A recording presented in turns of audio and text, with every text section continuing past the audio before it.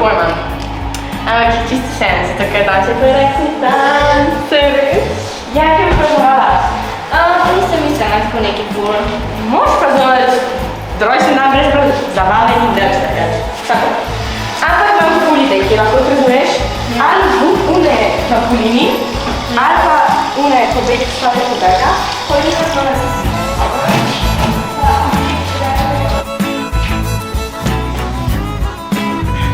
Okay. 10 minut še do odmora.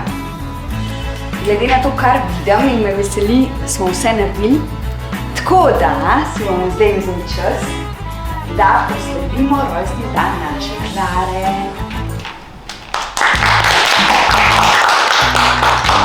Klara, jaz ti želim vse najboljše, veliko zabavnih dogodivščin s prijatelji, pa ne pozabiti na šolo, prav?